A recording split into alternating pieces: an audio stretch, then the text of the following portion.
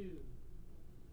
One, thanks for joining us. This is live with Miami's Community News. And our guest today, I'm going to try to get it right, Dr. Tilokie Depoo. Perfect. Oh my goodness, from Perfect. Albizu University. Hooray! Hey, Congratulations. that's right. That's going to be the last time, I think. All right. So, education. You're the chancellor there, and Yes. education's a big deal, gigantic. It's huge. You serve a large number of people, and they expect to complete something with a fixed given amount of time. So there was no opportunity for us to say, okay, let's postpone anything or let's put it off. We had to figure out ways to just move along and get the students to move along as well. By the way, just so that people realize when guests come in the building, wash your hands. We take temperatures, and we got tagged, and there's glass between us, all right? Big, thick glass, all right? So some of you just think it's a little black line, but it's a big piece of glass. And we all have our masks as well. Yes. Ta-da. All right. So when the school first opened, I recall it when it first opened. I was a little younger than 1980 it opened. Right. Why did the school decide to move to Miami, one of the campuses? So, Miami has a large Hispanic population, and it's a growing population. You look at South Miami; it's in a tremendously fluid population in terms of the growth, the immigrant growth. The Hispanic Chamber of Commerce estimated, I forget, 1,500 a month Hispanics being added to that area. So it has a large population. It was easy for the then founders and the board of trustees to say, where else can we take this education that is very, very unique, and help in a community. And so Miami was a natural fit. Why the education is unique is that everything we do, the founder was very keen on developing culturally sensitive people who can practice in the field of psychology and who can understand. Is that the focus? That was the primary focus. Right. We have expanded through the years, but you're absolutely right. It was the focus. It was culturally sensitive people to understand unique cultures. The roots were in Puerto Rico. Yes. Right? And as I mentioned earlier, I remember the school from the 80s, and the person how I heard it from was a psychologist that was came to us through Jackson Memorial Hospital, where part of our taxes would allow 9 sessions per employee, all right, per year. Right. So we lined them up from October to March. So we had to, so you could get a couple. It was great. Right? And I kept threatening myself, I'm going to go to school there. I'm going to go to school. And I used to be a registered nurse. And so I was thinking, I'm going to go do that. And I kept looking and looking. So now years later, well, it's one of those I wish I would have. So the school now 30 years, right? Yeah. That's quite a while. Yeah, and doing well. I'm pleased to say that this pandemic has not affected us. A lot of schools are seeing declines in enrollment in terms of new student enrollment, and even some students taking off. But our students are very focused. They're graduate students, mostly graduate students, so they know what they need to do to get through this. So both my children have masters. And the gist of it was, if you're sitting in that graduate class, you're going to pass. That's right. It's you're not here to screw around. You're there. Right. You know what you need to do, and versus on the first year, a freshman or sophomore, Absolutely. know that half are going to go out. Yeah. So, more or less through the years, what is your average enrollment? Is that a fair question? Is Yeah, that how absolutely. We took a little dip, and we had some business programs that was closed, and we're going to reassess that. So we took some dip there because business is one of the largest enrolled. The top 3 are business, criminal justice, and psychology, believe it or not, on the undergraduate level. And so we closed most of our business programs, but we're looking at it again. And we've sort of maintained a stable enrollment where right now we have about 850, close to 900 students. And as I said, 65% of those are either in a doctorate or a master's program. So let's look at how people are being educated, today compared to 20 years ago, way pre-COVID, to where years ago when there was a school out in Phoenix, they go, oh, this is online. And they go, who would ever do that? Right. And then we've watched through the years how delivering an education, how we could get education has been a little different. When I saw that the Miami-Dade County was approving, if you will, recognizing the University of Phoenix, right? This is 25 years ago. I said, oh, look at that. That thing might happen. Yeah. Right? And so here it is now, obviously very much advanced. And so now, during COVID, everything is sort of like switched around. Yeah. When, back in March, April, May, when Harvard said, I think it was Harvard said, all right, we're not going to have classes, you're going to do online. So the question at hand back then for a lot of those students is, well, do we still want to pay whatever dollars it is per year? Right. So in your experience, what are the students going through, either on a graduate level or undergraduate, on the experience of being at school? So we're trying as much as possible to replicate the student experience virtually. And that means that we've added more staff on our side. We've added more programs. I just participated 2 months ago or a month ago in a virtual commencement ceremony. We had a drive-by where students could come by and take pictures. So we're trying to replicate the experience. I think the challenge for many students, and we see this all the way down to elementary school, which is the interaction with their colleagues. While technology allows us to interact 24/7 with our colleagues, with our friends, with our family members, with your instructors, there is something that is missing in terms of you and I being in this studio right now, engaging in a discussion. And so that's the piece that we're trying to figure out. That's the piece, I think, that's going to make things different. And that's the piece that's probably going to say, well, what has happened in the last 9 months has changed the way that we all will behave and the way that we all work and live and interact with each other and the way that we all understand each other's in terms of, how do you want to communicate. I think that has changed. However, I got to tell you a story. And I hope we have time, but I'm going to. We do. I remember when my son, who's now 24, and this was a while back, he was in, I think, 5th grade or 6th grade. And I said to him on a Sunday evening, I said, did you finish your homework yet? And he said, no, I didn't. I didn't ask any other questions. So my immediate, thought was, well, you had all weekend. You were home all weekend. Why didn't you do the homework? And he said to me, the teacher didn't post the homework yet. And then that was an aha moment for me that these very, very young, he would have been, 10 or 12 or whatever, I can't remember. I'm getting old, so I don't remember. But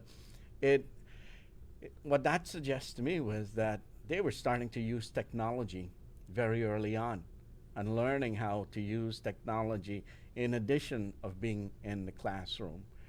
I have a grandson, and he's 6 years old, and he's talking about technology. He set up my remote alarm system in the house. So, this is, it is changing. This is the world is changing. So we certainly do have a lot of challenges, and it's a matter of us trying to figure out how do we create a pathway where we get the best of both worlds. So let's look. So we're getting a lot of food to go and having it delivered, and so you pay the same price, if not more. You have it. The food tastes better in the restaurant than it does. True. because it's an experience. It's an experience, And yes. you go there because you don't want to have to walk over to the Right. kitchen. And that thing we are really lacking, and we know that, right? So your graduate students must be having a field day when they talk with Yeah. patients, if you will, on how to process this. And now that we're starting to see some light at the end of the tunnel, we're saying, okay, all right, just hang on a little bit more and we'll be able to start moving through this. We used to do a lot of luncheons and breakfasts, and we used to go to a lot of meetings. We'd host a monthly breakfast, 150 people. Lunch was 70 people. And we'd go take pictures, and there was camaraderie and posing for pictures, and we'd have speakers from all over the county. And that went away. Yeah. And we said, okay, what are we going to do? So we started doing more of this. Yeah. But there's still people that want to go and hug somebody and pat them on the back and high five them and sit next to them and have that conversation. So, and I sense the students want that also. They just don't want to have this clinical thing. And we see that with Zoom as well. Yeah. When this type of relationship here far is superior than a Zoom. We know that by our viewership. When we see a Zoom, most people feel as though that is a private conversation and an intra-company connection, all right, that's there. So let's talk about on your graduate students. They, what's their average age? So, we're an adult learning institution, which means that the majority of our students are working adults, and many have families, many have full-time jobs. So they're balancing, education, work, and family, and hope, and possibly a little bit of social life, especially on the graduate level. But there's a lot. And I think what this has done is that it has allowed them to connect a little bit more, given everything else that they have going on in their lives. So I suspect that there's probably not going to be an event where it doesn't have a virtual component. I can't see us doing graduation anymore with just only families and everyone lining up, walking up to the stage. But we'll probably have a graduation that has a virtual component. One of the things that I was really surprised about and I was really pleased about was in this past graduation, which was a virtual graduation for us, we got the families involved, and the messages that they took time to create very thoughtful, caring, and sometimes very emotional messages to their students, and that became a permanent record for the student to hold on to. That became. That's for you. Sorry. That's all right. That became a piece of the students' permanent history of their educational initiative and from the start to the beginning, because the families, you get to hear what the family thought about what they were doing, and the pride that they have that now they see their daughter or son in a doctoral robe. And that's certainly one of the things that the digital world has brought to us, especially in social media, is allowed us to express our views in a permanent fashion, all right? And I always tell people, you write it, somebody's got it. So just be careful what you write, all right? I've certainly learned to be more open with the people that I care about, right? Because it's usually shorter, and this one-on-one, and the happy faces or the sad faces are gone. So we are actually required to do something a little bit more. Right.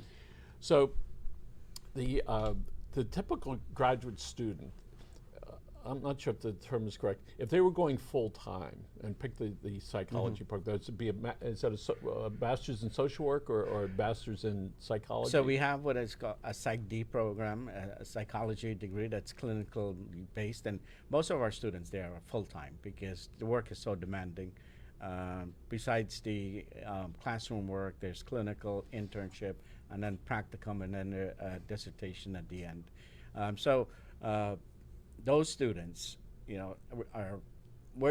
are now looking at creating an option for the working adult, and we're thinking about how well we can offer that. But right now, the majority of our students are, at least in that one program. We have a speech program, a master's in speech language, and that program, we have a lot of working students. So the program is offered on Friday and Saturday. During the week, they're off working, and they come take Fridays and Saturdays. And the ones in psychology, where you offer clinical rotations, and That's correct. which hospitals? Oh my goodness, we have at the last count hundreds. I can't remember the exact numbers, but I spoke about this just the other day. We have partnership with every major hospitals, every clinics within. Really? Yeah, our students are almost everywhere, so they have to do about 2 or 3 clinicals internships. That's a wonderful experience. Yeah. By the way, when I used to be a registered nurse a long Right. time ago, I enjoyed the 6-week rotation to the psych unit, and I said to my shrink at the time, you know, the only difference between me and them is I got the keys. He said, Michael, that's a big deal.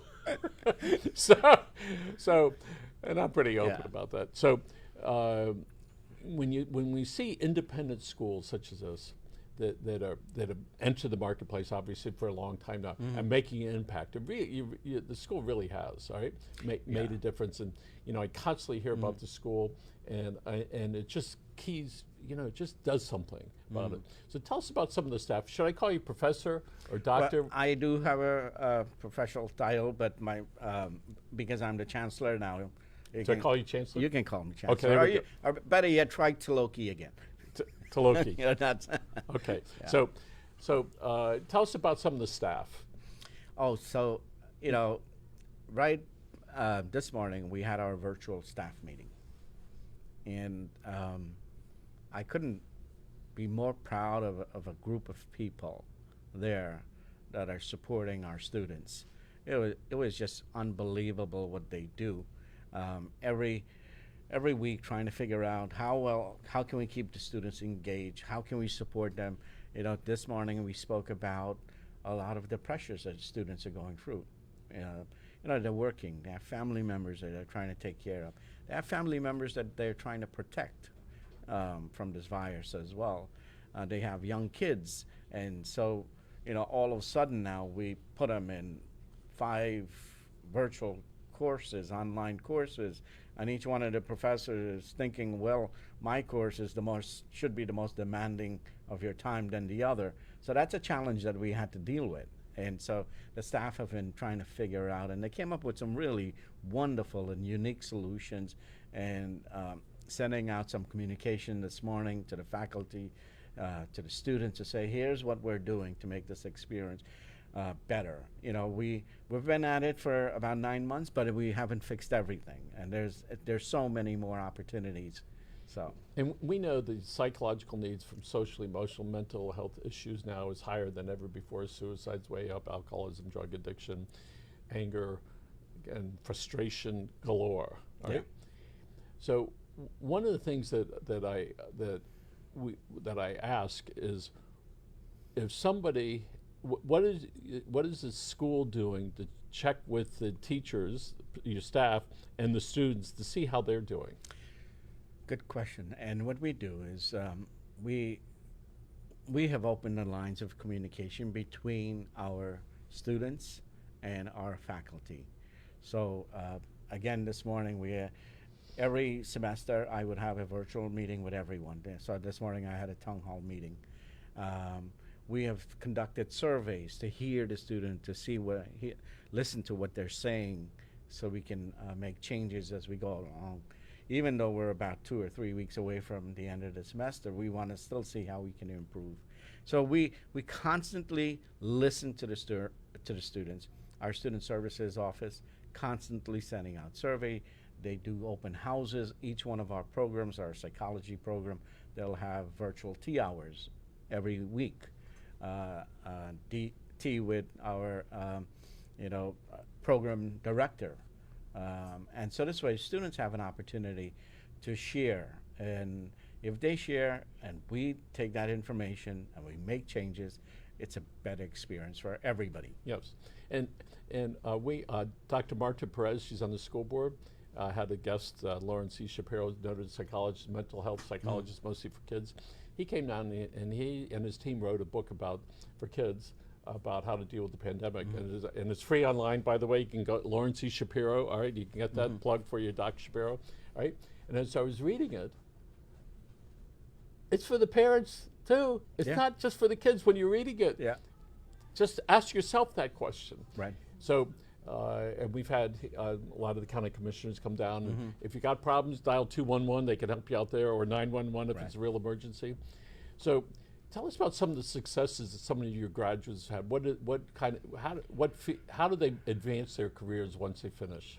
So many of our, for example, our doctoral graduate psychology students are off practicing at major hospitals, at organization. They work.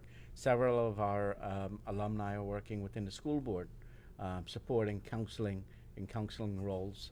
In fact, the president of our alumni association, she has a master's in counseling, and she's in one of the schools.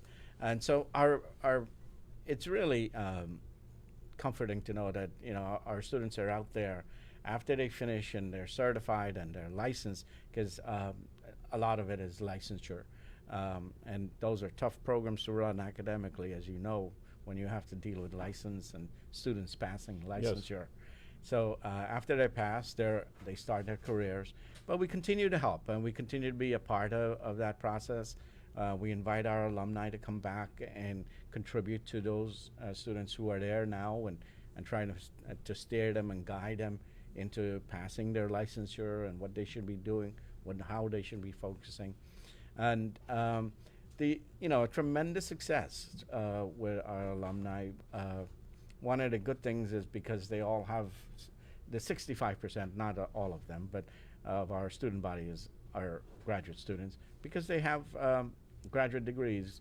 It's a little bit easier for them to find careers and start their career paths, and also start their own private practice, which a lot of them have done as well. So I tell my kids, I said it's better to be unemployed with a master's than unemployed with an undergraduate degree. Yeah. It's just different, right? Yeah. By the way, graduates, alumni, give your time and your money and your effort and your skill to the students over there at the school. Yeah. Right? Thank you. Get a new building named after you, all right? Yeah. Or buy some books for a worthy student. Right. So let's talk about the students that want to advance, whether it's on undergraduate or graduate, and they're just having a tough time from a financial end. What's generally available right now? So on the undergraduate level, depending on income levels, you can pretty much get most of your undergraduate education financed through grants. And if grants are not available because of your own personal income levels, there are also loans, governmental loans, to fill that gap. On the graduate level, there are scholarships, and whether they're internal scholarship or external scholarship, a lot of students seek that route. But the majority of the students on the graduate level, because there's no TAP and there's no state funding for graduate degrees, Right. they all have to take loans. And the challenge is, well, what happens when you complete your education? Can you repay those Keep loans? going to school That's right. No, that's not a solution. for a long time. Well, I've been seeing some good data and statistics on the graduate level, and that's why the retention is so much better on the graduate level. So, I think they are creative as well. As I said, the majority are working adults, so they figure out means and ways to finance their education. Does it pay off? The answer is yes. I think, education, what it does do is it create opportunities. Yes. It allows you to have a seat at the table.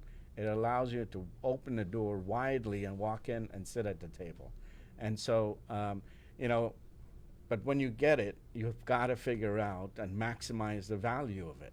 You've got to figure out, well, listen, I've got a bachelor's in economics. What am I going to do with that? Where am I going to go with that? And how do I build on that? And I think that's the secret. And that's what, we have to convey to our students, is that you're here for 4 years. If you're an undergraduate student, we're training you to become part of society, to be a productive agent in society. And what we're hoping is that your education doesn't stop there, that you continue to build, because we need your knowledge. We need to build on what you have already learned, and we need for you to continue to develop. So us as a society can benefit from your knowledge base. When you get to be over the age of 45 or 50, you understand that. Right? And Yeah. the older you get, the That- more you that's true. realize it. Right? That's true. And so when you're young and foolish, I mean, when you're young, you just think you're this independent soul, right? And you're right, it gives them time to grow into that. And if we could, let's talk about FIU. You know, I went there a long time ago. FIU in '72. Whoops! All right, and to see the school there, you know, FIU, and see Miami-Dade grow, and see the private schools like yourselves growing. It's just really is tremendous. And Miami really is quite a place now. I mean, we have at least 2 big medical schools, all right? And that brings a lot of money to town, all right? And they say it's hospitals and medical schools connected to universities, all right? It used to be the other way around. And we see in the Doral area the kind of changes that are going on. The Jackson Memorial Hospital, Milton, I think that's the name of it, who funded a lot of that. It's going to open relatively soon.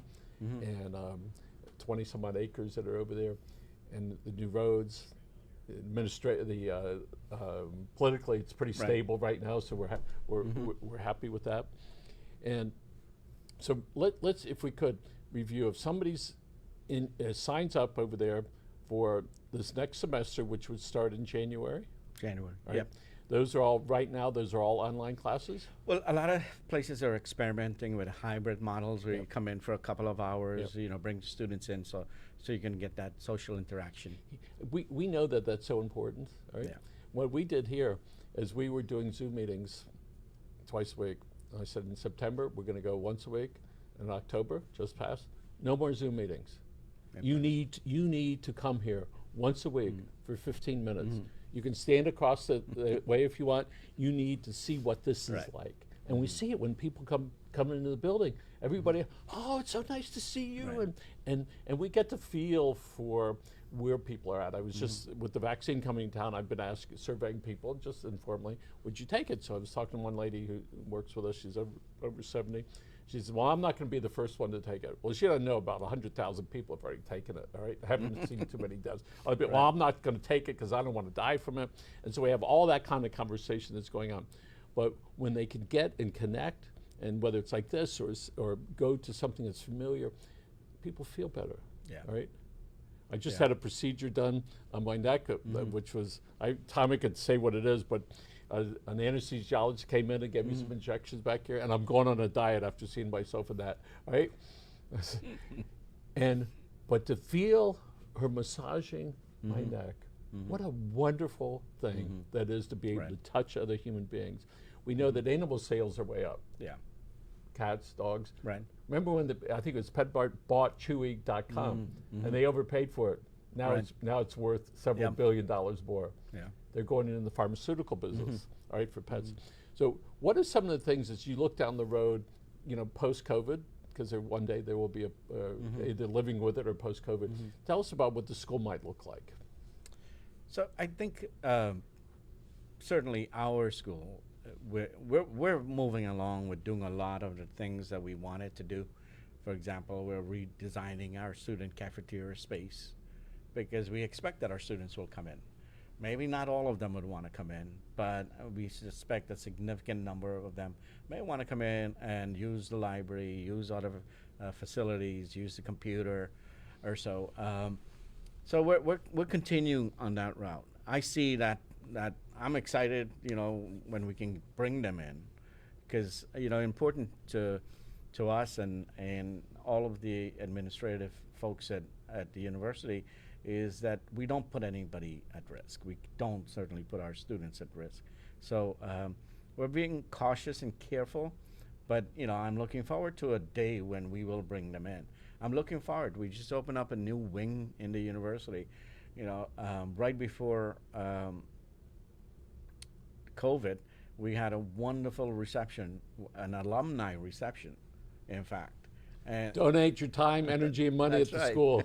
And it was so nice, and to see so many of them that came out, and the space was packed, and it was, you know, people interacting and exchanging business cards and talking about what they're doing. So what we see is we see the university will go back into being that mecca of discovery of knowledge and training professionals for society. But we certainly have to be mindful of those students who have been personally impacted by this pandemic and that has suffered losses as well. I mean, how many of us don't know someone? You know, yes. 250,000 people today in the U.S. You know, so as we look down the road, it might be September before things are back. Certainly by Christmas, and when you get to be our age, you get to look at it. And say, that's next Christmas. It's not a problem, man. Yeah, we're going to get there. Yeah, and maybe if you're young, it seems so far away, but it's really not. Right. And when you're in the planning business, because that's you plan the next course or the course after that. And if I was to ask you, what's going to be on your menu in 6 months, you're going to go, this is going to be there. Yeah. And so people that are planners like ourselves, we already know what we're going to be working on in next April and May. Right? Yeah. As most people do. So hang in there. It's going to get better, and you're going to be able to have a hybrid approach. You can go in if you want, or not. And certainly, I think that there's going to be a lot of business that's going to be like that. And I think business travel's changed for a long time, maybe forever. And it's like, well, if Zoom has become acceptable for that, then why travel across the country if you're ready to rock and roll, all right? Yeah. What happened to the old days, IBM, your wingtips, your Gantt shirts, and your briefcase? Well, I was in corporate for 20 years, so I know those old days. Yes. So let's talk about you for a few minutes. Sure. So where'd you go to school? How'd you select that school, and a little bit about your family, if you don't mind? So yeah, I went to school in New York. My first, I went to Long Island University, which is in Brooklyn, New York, and I started out at City University, but I went to LIU because I wanted small classes, and they had a great way to deal with students. And for me, being an immigrant coming into the educational system, you needed that, little help. And so it was a perfect university for me. I did well. I enjoyed my time there. I was part of the honors program. I graduated there. I went to NYU, but I did go off to work full time. So I was an adult student. I went to NYU, and I did my master's there at NYU. And I did it in the evening, it's not an easy place to do a master's in the evening. And so I did finish my master's there. Then I went and started it at Fordham University for my doctorate, but never finished it there. And the place that I finished it was in Boca Raton at Lynn University. Is that right? That's right. So known for one of the presidential debates. That's right. Among other things. Okay. Yeah. And cemetery business, no? That's right, yeah. And they do the student experience, they're very much focused there on this student experience. I, as an adult, returning back to school later in life to finish up my doctorate, I learned so much about the value of education and the various components of education. And, that's what I take with me today, which is that, the student experience is number one. Having compassionate, qualified, credentialed faculty is second. Supporting staff along the way with what the student needs are, and understanding, why a student show up, in front of your desk or your office and is angry and hysterical. Take a step back and say, wait a minute, what is going on in that student's life for him or her to show up like this? So, and I think that's what I try to bring at our university. I know that's what we do. My president, Jose Ponce, he's a psychologist. I'm not at all a psychologist. I'm a business person. I was in corporate for 20 years after coming into higher ed. So I'm a little bit more focused on bottom line, as we have to be in today's educational market. So, okay. Before we move on, a couple people saying hello. Scott Stevens. Hey, Scott. Adela Torres, Robert Houston, Barbara Knab, Edward Martinez, Kayla Lewis, Adina Morosio. It's not like the old days. Mima Benz, okay. George Gonzalez. Hello, George, Madeline Roman. And what is this? Share this video with friends. So, and we have a lot of other people that are tuning in and will tune in. So, you have adults that are in your full-time students for graduate. You have undergraduate. Right. So, and the age range from the youngest might be how old? So we do have some of our PsyD students are fairly young, probably in early 20s. But then I saw a data point that there was one student that was 70-something. So there's still hope. There's still hope. Yes, you come back to your psychology degree. So. Yes. So anyway, I'm delighted that you're here. Thank you. And my congratulations to you on taking on the position. And you're the chancellor, and you have your doctorate. I do. What is that? Your doctorate? So my doctorate is in strategic management. Right. You're a very calm person, very methodical. I hope my ADD didn't bother you too much. And I'm gonna get it right. Tilokie Depoo. That's it. Oh Tilokie, my goodness! You got it. Albizu University. Did I get it right? Albizu University. Okay. Yes. So that's tremendous. Yeah. Listen, folks, you can find them all over the internet. They have lots of different programs. Feel free to check them out. And if you have some questions, I'm sure there'll be a contact number over there. Yes, certainly. Our lines are open. You can email me anytime. My email is on our website. So, you know. Here's one thing I could do, Chancellor. Why don't you look over to, is he on this camera over here? Talk to that 17-year-old kid who's wondering about his life and what he might and should do or could do. Yeah, so it is currently, it's going to be a challenge, and it seems like it's a huge challenge. Seeing what's going on, your experience as a 17-year-old should be, you know, going to prom, celebrating your high school success, and looking forward to joining a college or university come September. But then you're looking around and saying, what is happening when they're not opening? What, you know, how is this impacting me? What is my life going to be like? You know, what is that college experience, which is a tremendous experience, and everyone should go through it. You know, you not only prepare yourself for society, but you learn to accept others and have intellectual conversations and work with colleagues, students, and faculty. That experience should be there for everyone. That 17-year-old that's out there, you're going to get that experience. You know, I have every confidence that you will. It may not be the full experience that you thought that you're going to get, but you will get that experience. If it doesn't happen in September of 2021, it certainly will happen in 2022. So be patient, stay focused. Don't let time go to waste. You know, for us who are a little bit older, we know that time slips away very quickly now. But be patient, start the process, start contributing to your education. You know, experiment as well. Embrace this new approach to education and figure out how you can make it better and also better for your experience as well. So I just wanted to say, please stay focused on your path. Well, Chancellor, I have goosebumps. Congratulations. From that, it was wonderful advice.